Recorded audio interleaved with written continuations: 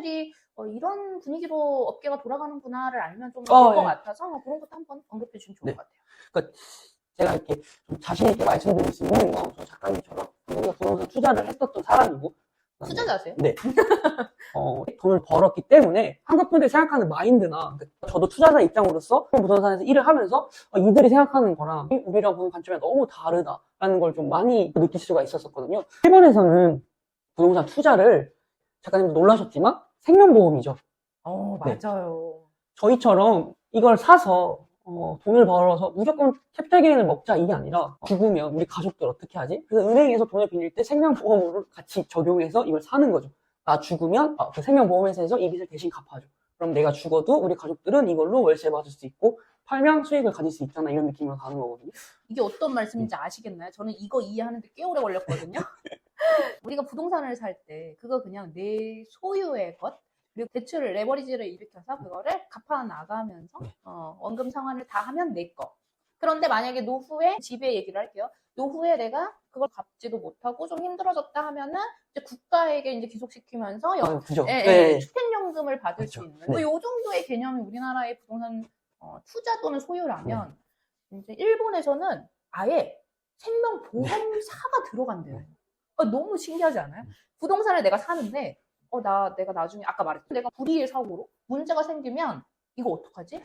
그랬을 때 생명보험사가 들어와서 그거를 변제를 해준다는 거죠. 일본에서 부동산 투자라고 하는 회사들을 보면 보통 얘기하는 건 무조건 이거고요. 당신이 부동산을 사서 작가님 말하는 것처럼 불의의 사고로 돌아갔을 때 가족들을 위해서 할 수 있으니 이 집을 사세요. 결론은 그렇게 영업을 하는 거거든요. 신기하다. 그럼 보험료를 납부해야겠네요. 네, 그렇죠. 은행에. 네. 너무 신기하네요. 그러면 생명보험 입장에서는 어떻게 보면 보험사의 고객 가져가면서, 또 개인의 입장에서는 그러면 나 그냥 평소대로 살면서 돈 갚아나가면서 살지만 문제 생기면 보험도 가입하네. 네. 그래서 집을 사야겠다라는 마음이 그죠. 사는 거죠. 네. 그러면 집 사러 가면은 보험회사가 항상 그러니까 연결해주는 회사들이 다 있죠. 묶여있죠. 약간 같이 움직이는 느낌이죠. 그래서 이런 것들도 되게 다르게 보기 때문에 이제 이게 아까 계속 말씀드렸던 금리랑도 이제 연결이 되는 거죠. 금리가 높아도 우리나라처럼 금리를 이용해서 수요가 몰렸을 때 뭘 매도해서 수익을 가져간다 이런 느낌으로 다가가는 게 아니라, 그냥 나 죽고 나서 우리 가족을 위해서 산 거니까 금리가 살짝살짝 움직인다고 해도 그렇게까지 막 이걸 어떻게 빨리 처분해야 돼 이런 거보다 안정적이게 갖고 가려고 하는 느낌이 좀 있죠. 오히려 약간 보험료 납입한다는 느낌이. 네, 그거예요, 그거. 제가 얼마 전에 실손보험료 갑자기 뛴다 그래서 보험료 통지서 받았거든요. 그거 보면서 그래도 이거 실손보험 가입은 해야지라고 하면서 이제 버티는 거잖아요. 그러면 일본인들도 오히려 집 사면서 보험 가입했다. 그리고 안정적으로 살아가자. 네. 보험료 조금 올라도 그래. 그런 그런 느낌으로 금리 좀 올라도 네. 그래.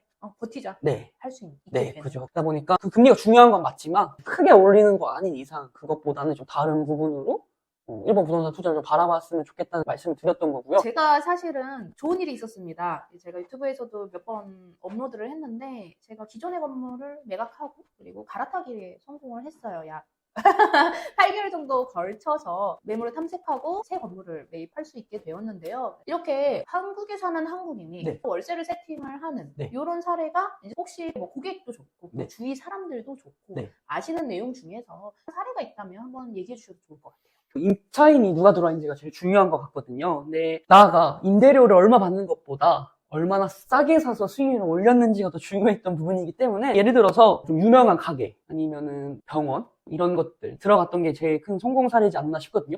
이미 우량한 임차인이 들어가 있는 건물을 싸게 매입하신 건가요? 네, 그런 두 개 다 만족하면서. 일본은 중요하게 얘기하죠. 뭐 장인 변신. 그래서 뭐 교토 쪽 가다 보면 얼마 전에 유튜브 살짝 봤는데 뭐 100년 된 거는 뭐 애기라고 막 이렇게 얘기하더라고요. 꼬꼬마네. 이거 창업 꼬꼬마. 네, 막 그렇게 얘기하더라고요. 그래서 뭐 가게랑 최소 30년, 50년이 있어야 뭐 유명한 데나 뭐 맛이 있다 뭐 이런 식으로 일본 문화적인 특징이니까 들어온 임차인이 좀 오래 있는 쪽이 저는 오히려 있었냐? 오래 있었냐도 중요하지만 너무 오래 있으면 또 이제 빠졌을 때 문제가 생기는 부분도 있으니까 어느 정도 오래 있을 만한 이런 것들이 더 좋다고 저는 느꼈었거든요. 근데 이제 안 좋은 사례를 보게 되면, 공실이 나게 되면 생각보다 쉽게 생각하시는 분들도 많으시더라고요. 알아봐서 좀 싼 데도 하면 되지 이렇게 얘기를 하시는데, 근데 이게 생각보다 너무너무 어렵고 결과적으로도 좋지가 않더라고요. 일본 부동산은 이제 개인보다 이제 회사들이 많이 움직인다고 저희가 저번에 얘기 나눴었잖아요. 맞아요. 여기다 띄워주세요. 네. 네. 그러다 보니까 한국처럼 개인 대 개인, 내가 이 사람보다 더 예쁘게 꾸미면 내가 다른 임대인보다 더 잘할 수 있어, 이게 아니라 회사랑 붙게 되는 거잖아요. 그러다 보니까 회사는 아무래도 체계적이잖아요. 그렇죠. 계속해서 해왔던 사람들이니까 리폼해준 업자랑도 가격에서도 잘 맞을 거고. 좀 밀리겠구나. 네. 네. 그러면 임차인을 모집할 때 부동산에서 내놓은 물건이랑 저희들이 공실난 거를 메꾸는 것들이랑 이제 경쟁을 하게 되는데, 여기서 아까 말씀드렸던 난 좀 더 싸게 해야 돼. 그러다 보면 이제 가격을 낮추면 아무래도 퀄리티는 떨어질 수밖에 없잖아요. 그렇죠. 뭐 한 번 만난 사람한테 나 앞으로 많이 할 거니까 싸게 드세요 이러면 어려울 거란 말이에요. 그러면 싼 만큼 퀄리티는 떨어질 거고, 그러면 이제 완벽한 세팅을 맞춘 업체랑 붙어야 되는데 밀리죠. 그러면은 계속 임차인을 못 구하게 되고, 그럼 그 시간도 계속 느려질 거고. 공실이 길어지고. 네. 또 있네요. 한국에서 오셔야 되잖아요. 그럼 그것도 부대 비용이 엄청나게 들 거고, 정말 꼼꼼히 하는지도 확인을 못 할 거고. 그러다 보면 결과물이 완성되고 난 뒤에 봐야 될 텐데, 뭐 이미 끝났는데 뭘 더 어떻게 만지겠어요. 이런 부분도 있다 보니까 차라리 임차인이 오래 있을 만한 것 어떤가 싶죠. 근데 임차인이 오래 있는 데면 일본 특성상 임대료를 많이 안 올린 케이스가 많았잖아요. 맞아요. 근데 이제 오래 있었다는 건 이쪽에 털을 잡았다는 얘기고, 여기서 임대료 협상을 했을 때 이제 저희가 갑이 될 수 있다는 거죠, 오너가. 이 사람은 못 나갈 거 아니에요. 이미 오래 털 잡았고 고객도 이미 다 잡아놨고 이제 돈 벌고 있는데 임대료 조금 올렸다고 해서 다른 데 구한다? 일본 마인드로는 좀 어렵죠. 갑자기 얘기 듣다가 생각난 네. 건데, 우리나라는 상가임대차 보호법이라고 해서 상가가 한번 들어오면 네. 10년은 영업보장을 해줘야 되는 네. 뭐 그런 임대인의 의무 네. 같은 게 있고, 또 임대료를 5% 이상 인상하지 못한다라는 네. 그런 룰도 있습니다. 네. 일본에는 딱 그게 법적으로 정해져 있는 것 같지는 않던데요.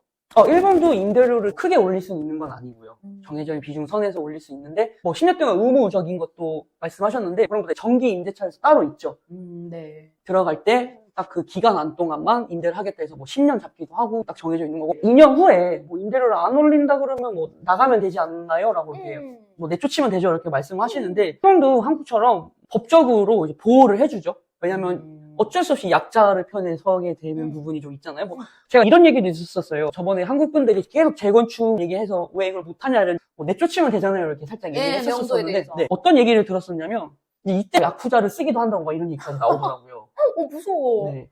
그만큼 내보내기가 어렵고, 관리회사라는 부분도 껴져 있고, 보증금이랑도 껴져 있고, 그다음에 법적으로 못 나간다는 것도 깔려 있기 때문에, 뭐 한국처럼 딱 뭘 보호한다는 건 없지만, 이렇게 간단하게 내보낸다는 거는 솔직히 생각보다 네. 힘들다. 그러니까 어떻게 보면 좀 암묵적으로 임차인은 계속 거기서 장사할 거고 계속 살 거고 이런 것들이 일본인들 머릿속에 그냥 좀 박혀있는 듯한 느낌이에요. 네. 우리나라는 들어오면 저건 내 집이니까 내 맘대로 해야지, 저건 내 가게니까 내 맘대로 해야지, 대신 법적으로 2년 10년 아니 이제는 2+2니까 4년 10년만 해주면 되지, 이런 마인드가 있다면, 일본인들은 그게 막 법으로 너 딱 10년 2+2 써있지는 않지만 웬만해서는 그냥 거기서 그냥 계속 있는다. 그래서 이제 정기 임대차가 나오는 거죠. 뭐 10년, 5년 딱 정해놓고 이때 하고 너 무조건 나가야 돼라는 걸 하죠.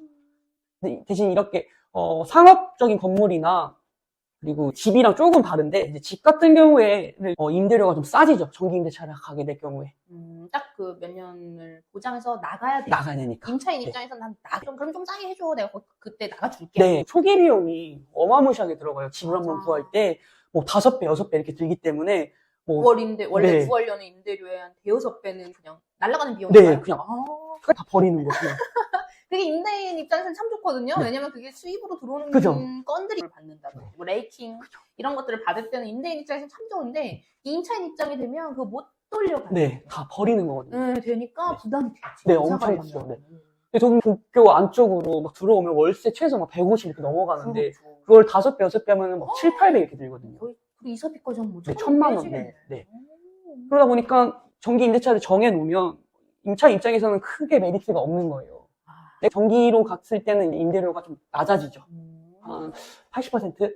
그 정기 임대차라고 표현하시는 게, 사실 일본에서는 임대차 계약이 이름이 그러니까 두 가지예요. 종류가 두 가지여서 그중 하나인 정기 임대차 계약이라는 걸 말씀하시는 거거든요. 현장의 이야기는 저도 나름 팔로우를 열심히 한다고 생각하는데도 그 내용이 많이 어렵고 달라지네요. 저희 투자가니까. 그러다 보니까 이제 저희도 요거는 너무 비싸니까 외쪽으로 어디가 좀 괜찮을까라는 걸 이제 보려고. 까지는 비교적 땅값이 그렇게 오르지 않았기 네. 때문에 그런 걸 조금 노리고 있는 게 아닐까 네. 그런 생각이 맞. 없기 때문에 네. 사실 저는 제 고객들한테 이제 소액으로 투자할 건데 이렇게 말씀하신 건 홍보처럼 되는 것 같아서 제가 깜짝 놀랐는데 홍보가 아니라 정말로 지금 너무너무 중요한 거라서